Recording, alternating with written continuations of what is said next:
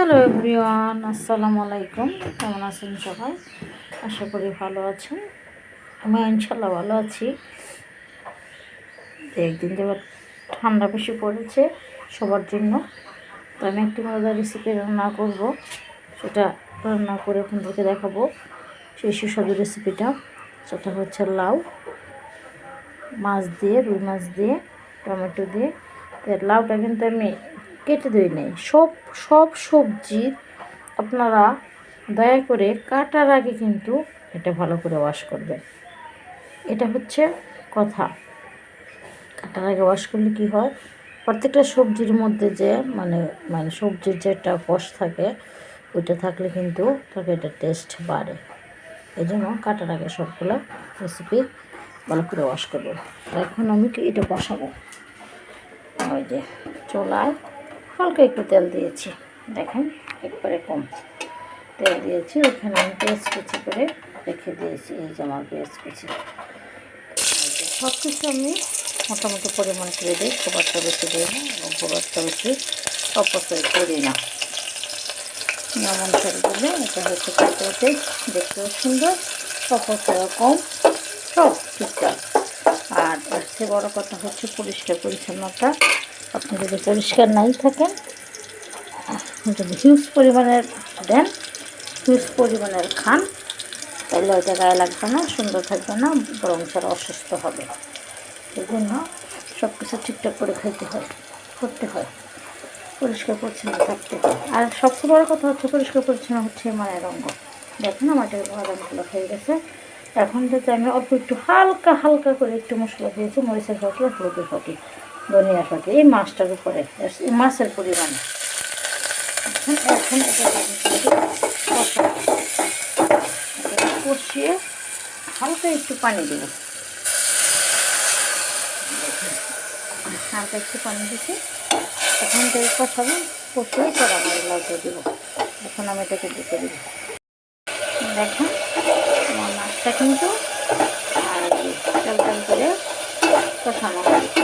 এইভাবে না কষিয়ে যদি আপনারা দেন তাহলে কিন্তু এটা টেস্ট হবে না। এটা অনেক কথা বলে এই জনের রান্না মজা, ওই জনের রান্না মজা না, কিন্তু যে কলা কৌশলের জন্য এখন কষানো করেছে। এখন আমি আমার লাউটা দিয়ে দেবো অল্প অল্প করে। লাউ একবারে অল্প, এই জন্য মাছটা অল্প।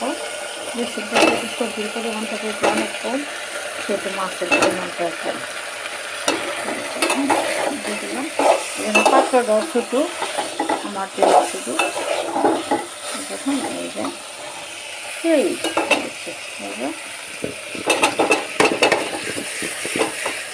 সব থেকে দিয়ে দিলাম। এখন আমি এটাতে শুধু হালকা একটু পানি দেবো, খুব একটা না, অল্প পরিমাণে পানি দেব। বেশি পানি লাগে না, লাই অল্পই লাগে। অল্প দিয়ে দিলাম। এখন একটু পরে আমি আমার টমেটোগুলো দিয়ে দেবো, অল্প একটু পরে। এটা যখন কিছু অংশ হয়ে আসবে তখন দিয়ে দেব। এখন আমি ডেকে দেবো। এখন বন্ধুগণ আমার রেসিপিতে এখন আমি টমেটো দিয়ে দেবো। হচ্ছে লাউ কিন্তু অনেক ভালো, এটাকে জানেন কিনা জানি না। লাউ কিন্তু আমাদের নবী সাল্লাল্লাহু আলাইহি ওয়াসাল্লাম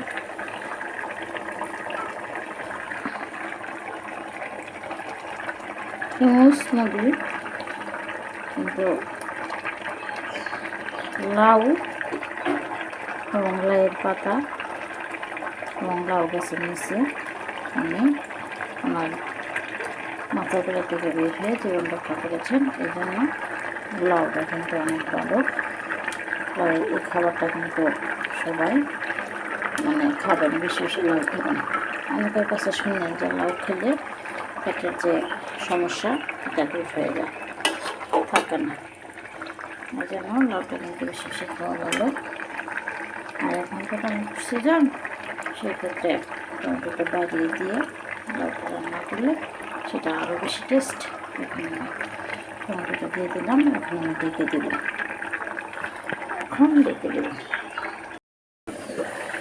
দেখেন বন্ধুগণ আমার লাউয়ের রেসিপিটা কিন্তু শেষ অংশে হয়ে গেছে।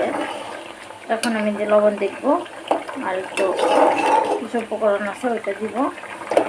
শেষ অংশ লবণ দেখে কিছু উপকরণ দিয়ে দিতে হয়, এটা হচ্ছে কথা।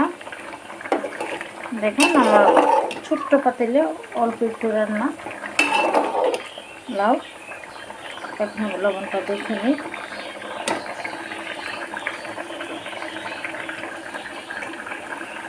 হ্যাঁ, লবণ হয়েছে, একটু হবে।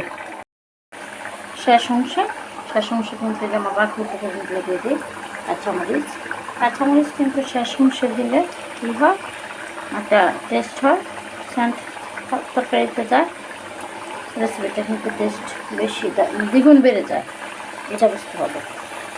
তাই যে আমি শেষ অংশে কাঁচামরিচটা দিয়েছি, কাঁচামরিচটা সবুজই থাকবে, আর তাহলে শুধু গ্রানটা যাবে তরকারিতে আর শুধু উঠিয়ে ফেলবো। আমার রেসিপিটা শেষ অংশ ফ্রাই হয়ে গেছে, এখন হালকা একটু ডেকে দেবো। দেখার মতো আমার রেসিপিটা কিন্তু হয়ে গেছে, মজাদার রেসিপি লাউ।